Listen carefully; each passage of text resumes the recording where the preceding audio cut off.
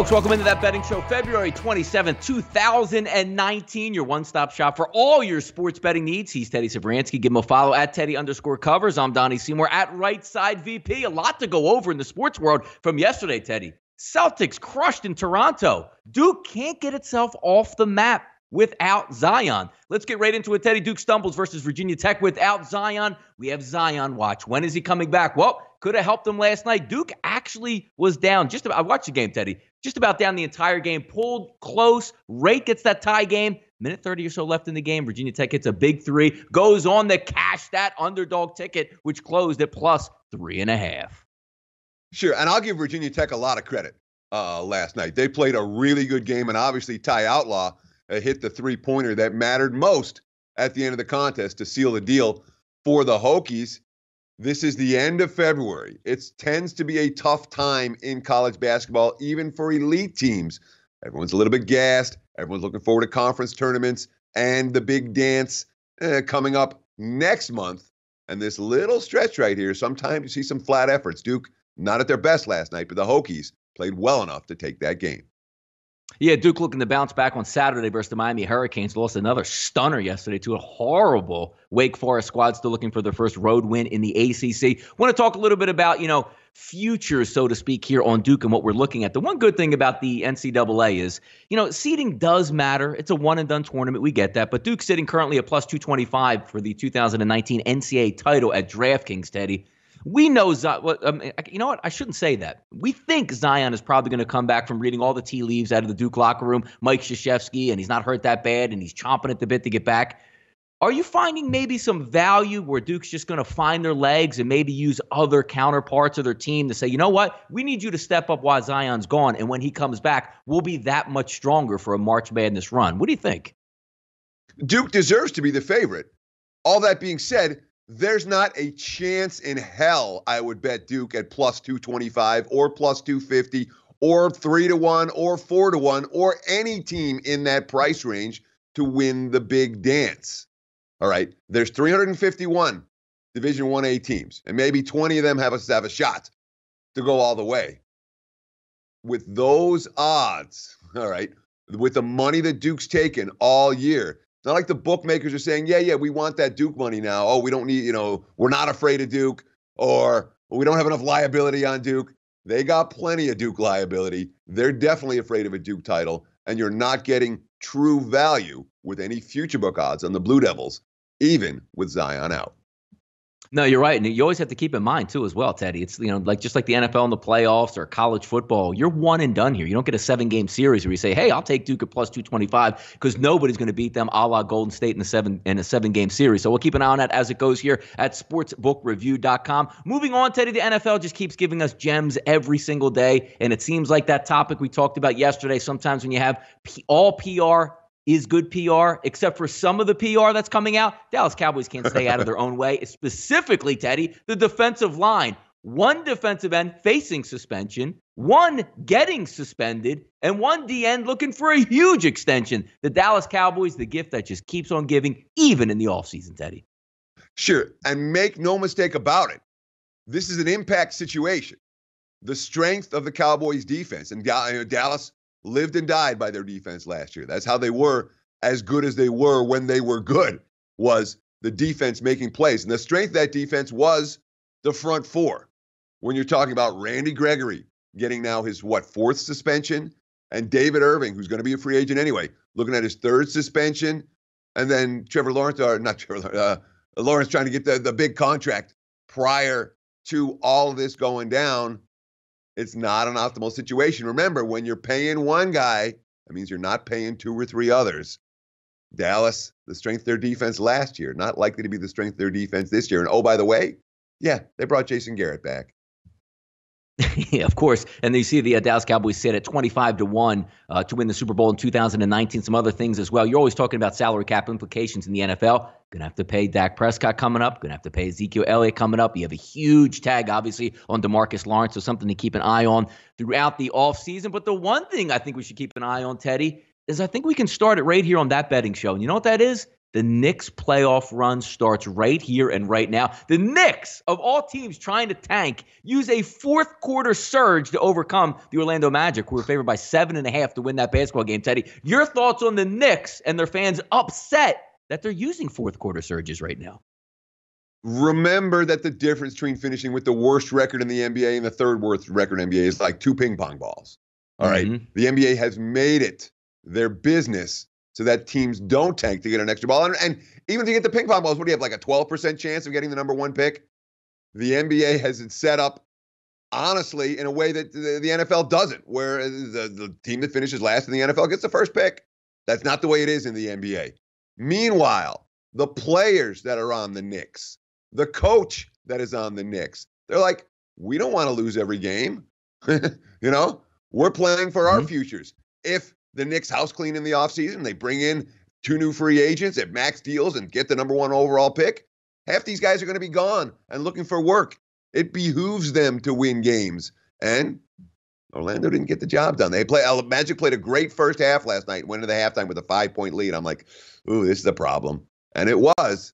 Knicks with the win and cover. This is not the start of a Knicks playoff run. Maybe in 2020, most assuredly not in 2019. Teddy, time to panic yet? I know it's still, I don't even want to say early in the season, but early enough for the playoffs, about 20 games out. The Celtics last night, getting 3.5 from Toronto, just got obliterated up there. Siakam drops 25 and 8 in the win. You're hearing the chirps again out of Boston. They got a quick turnaround, which we're going to talk about a little bit later in the show today. Time to maybe push the panic button where maybe some of these guys want out as opposed to wanting in for the playoff run here for the Celtics?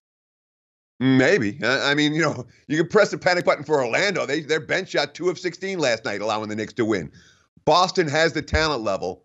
There are definitely chemistry issues right now. We'll talk about that a little bit more later in the show. We break down the Celtics and the Blazers tonight.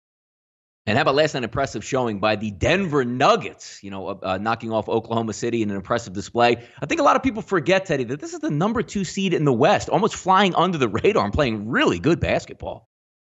Yeah, the Nuggets are a team that doesn't have superstars, doesn't get on national TV all that often, and people have really overlooked them in the Western Conference.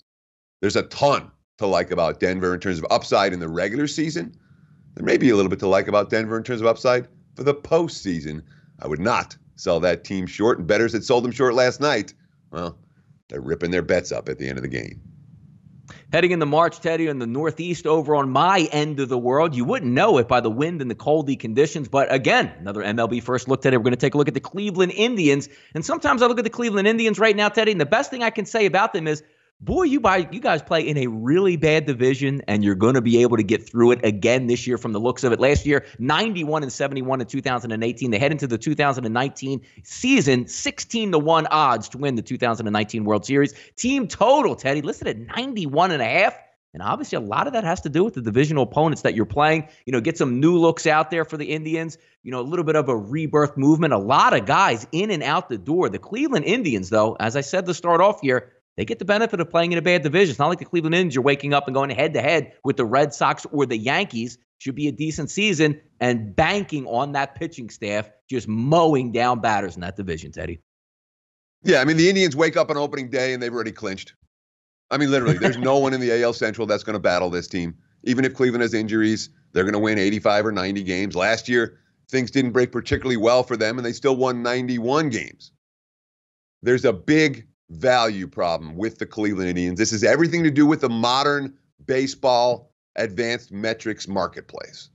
All right, we talked about the Indians starting pitching with Kluber and Carrasco and Bauer and Clevenger. That's a 1, 2, 3, 4 that has put up monster numbers, monster advanced metrics. The walk to strikeout ratio, the xFIPs, and I mean literally every advanced metric you're going to find is going to show those 4 guys as being elite. So what happens when you have 4 starting pitchers that are elite? You're minus $2 every day. You're minus 180 every day on average. This team was 20 games over 500 last year. They were a division winner. They finished number 28 in MLB in profitability. You lost 25 units if you bet this great, very good team that was 20 games over 500. You bet them every game. You lost your ass all year. Didn't matter. At home, on the road, on the run line. All right, they rebuilt their bullpen. Great. They'll win a couple more games, maybe by more than one run this year. But from a pure value standpoint, this is the type of team that can win 100 games and still lose money for their backers because the prices for those starting pitchers are going to be high and higher and highest. Best news for Indian supporters, if the entire starting rotation gets hurt and the team's still good, you'll make a ton of money with Cleveland. But you'll be laying $2 with all those guys game after game after game, which makes it very, very difficult to make a big profit with the Cleveland Indians in 2019. They are not a bet-on team despite their talent level. It's crazy, too, because you talk about the same things there, Teddy. You know, heading down the stretch last year, like making improvements, a really strong bullpen, dominant starting pitching, and a very good hitting lineup. Wasn't profitable last year on a team that won 91 games. We'll keep an eye on it as it goes. Overnight line movers, sportsbookreview.com, the best place to check these out. Specifically, SBRodds.com. The lines never sleep overnight, and they are ever-changing. SMU, Teddy, seeing a little bit of movement here versus Cincinnati. Line opened up at 4.5. Now we're seeing 3.5, even 2.5s. Showing up across the board here at some outlets. Opened up a total 133.5, now sitting 134 at some outlets here. Interesting line movement here because everybody knows Cincinnati is tough. They bring the defense on the road. SMU struggling a little bit, but that line moving in their direction.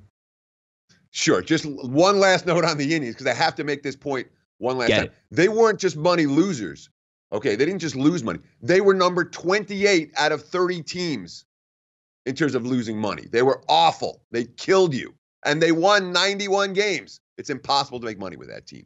When it comes to SMU, I'm not convinced it's possible to make money with this team either, but the markets are definitely reacting to the Mustangs' last game. They lost by 47 points at UCF over the weekend. Now they're back home. It's circle the wagons time. They hung tough with Cincy in the first meeting, lost by 5 as 11-point dogs. And, of course, the Bearcats haven't been covering numbers at all, just 1-5 against the spread their last 6. And the only cover came by a single point against Memphis. So a lot of factors pointing towards that early SMU money. The biggest one, the embarrassing loss they suffered last time out. It's supposed to be a circle the wagons game for SMU. Nova bounce back time or Nova collapse time, Teddy? Not looking good in the past week to 2 weeks here for them. Early line indication says yes. Nova bounce back. Looking at 3.5s opening up across the board. Now sitting at some at 5. Looking at Chris, Intertops, Bet Online, Sportsbook.ag, offshore accounts. Sitting at -5. 142 as the total here. Moneyline split plus 183, -218. Getting back to the pavilion. Getting back to normal. A hot Marquette squad. Well, Villanova getting that early money here. It's kind of interesting, Teddy. Yeah, I mean, Nova's 3-game skid was all on the road, obviously, and they are returning home here. They are in revenge for a 1-point loss to Marquette earlier in the season. So that's a Villanova thing. But let's not forget, Nova took money at Georgetown and then lost. Nova took money at Xavier and then lost. The markets are hot on Nova right now, even though, frankly, they played some of their worst ball of the season in the last couple of weeks. We'll talk about that game a little bit more as well and watch what you bet. Yep, one last quick one to keep an eye on there. 20s are leaving the board, Teddy, or should I say have left the board in UVA versus Georgia Tech. Line opened up at 21. We had it at 19. Now seeing right now as we tape the show, 18s across the board, over, under. Looks like opened up around 118, 117. That one sits at 120, 121 across the board.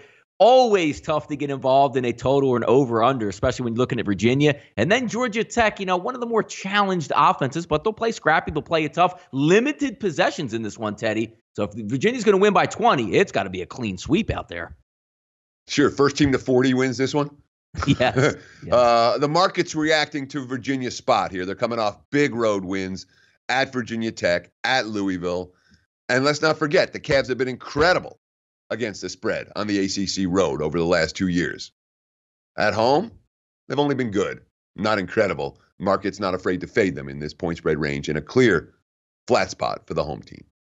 If you're watching that betting show, it's time to watch what you bet. The Celtics, Teddy, looking to bounce back at home versus the Trailblazers. Taking a look at some updated lines right here. Opened up 2.5, 3.5, depending on where you're shopping at. Now sitting at 2.5. Over under of 226 to 226.5 across the board.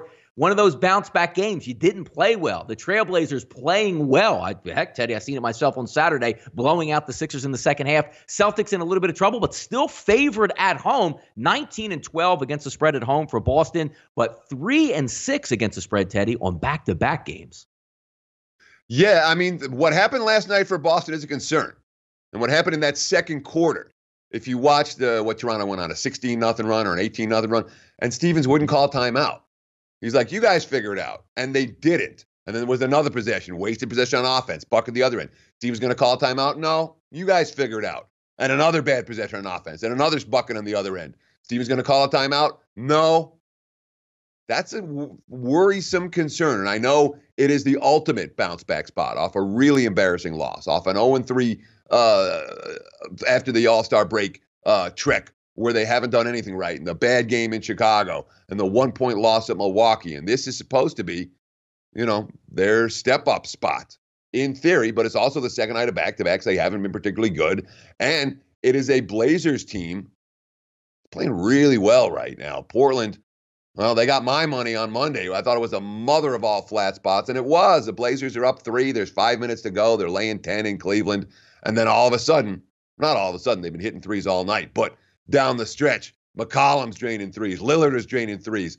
4 back-to-back threes from the 5-minute mark to like the 3-minute mark, and all of a sudden a 3-point game turned into an 18-point game, and it was ball game Blazers. CJ McCollum, we've been through a lot. We've been in some great wins and some terrible losses, so you know how to win games down the stretch. We know what we need to do on the offensive and defensive end to give us a chance. Also worth noting, definitely worth noting this one little fact. Kyrie Irving's supposed to play tonight. The Celtics are 6-0 their last 6 without Kyrie in the lineup.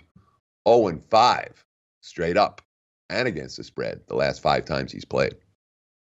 Pelicans Anthony Davis, Teddy, maybe checking out his new digs tonight. Is he going to get that standing ovation from the fans in L.A.? Because when he touches the ball currently right now in New Orleans, he does get booed. But we got some action on the court here. Lakers open up at about a 5-point favorite, sitting around 5.5, depending on where you're shopping at out there. 239.5 as the over-under money line split, plus 180, minus 220, 10:30 p.m. Eastern time from the Staples Center. Seems like, Teddy, when you look at the Lakers now, they get even more publicity when they're losing because you ask LeBron questions. He's questioning his team, who's in, who's out at this point. The one thing that the Lakers are treating people well with are the actual road teams here. 9-11-2 against the spread as a home favorite. If we take a look at New Orleans on the season, as maligned as they are, Teddy, 16-13-1 as a dog this year. Sure. And of course, the Lakers played a very bad game in New Orleans last week, a game that they were all talking about afterwards. Even when they lost in Memphis the next game, they were still talking about how bad they played in New Orleans the previous game and saying, hey, we're looking forward to seeing this team in a short turnaround revenge rematch. LeBron James' quote after the Grizzlies loss really stood out to me, though. At this point, if you're still allowing distractions to affect the way you play, then this is the wrong franchise to be part of.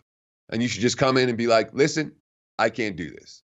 Seriously, if you're distracted by playoff pushes out of all the stuff that's been talked about this year, just come and do your job, do our job at a high level. That's not a distraction. That's what you want. That's what you want every game. You want to feel like you're fighting for something.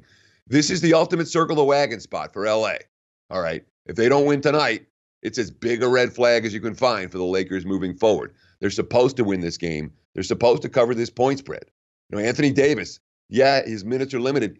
He's not playing in the fourth quarter at all right now. His quote, I've never been a guy who sat in the fourth quarter, so it's a little tough. But, I'll sit on the bench and cheer for these guys. They do a good job. They did a pretty good job rallying back against Philly the other night. They were 15 points down in the fourth and cut it to 1 with a chance to win at the end. Couldn't hit the game winner. Pelicans aren't laying down. They don't play any defense, but they're not laying down. They have a bunch of scorers on that team. No surprise here if this ends up being a relatively high-scoring affair. Fortune 500 Villanova stock, Teddy, currently plummeting at this point, but can we see the resurgence tonight? The one thing that if you've been putting your money in the stock market that's called Marquette, you've been cashing tickets. 19-9 against the spread on the season, 6-2 on the road, 10-4 against the spread, Teddy, versus the Big East. But Villanova, no slouch, despite the losing over the past couple weeks, still 17-11 against the spread on the season, 8-6 at home, 9-6 against the spread in the Big East. Should be an interesting one. Jay Wright's going to have the boys going at the Pavilion, but can they stop a hot Marquette squad here coming in? Marquette's really hot. They've got the best player in the conference. They're 3-0 ATS their last 3. They're 14-4 ATS their last 18. They're 18-9 ATS on the season. They've consistently been undervalued. And I'm still nervous about playing them tonight just because of the spot. Obviously, Nova's slide started with that 1-point loss at Marquette. And then they lost to St. John's and Georgetown and Xavier in their last 3, all as favorites, all in games where they took money, and all by double digits against the point spread. The issues of late for Nova, 2 key factors. One, their three-point shooting's gone cold, just 28% during those 4 road losses. That's not going to get it done. And Marquette's pretty good at defending the three-point line. And Nova's interior defense has been soft. They've given up, more than 60% of their 2-point shots in their last 3 games combined. All Marquette's done all year is win games and cover point spreads. I'm not selling them short. I don't want to lay points with the defending champs tonight. They may not be the better of these 2 teams.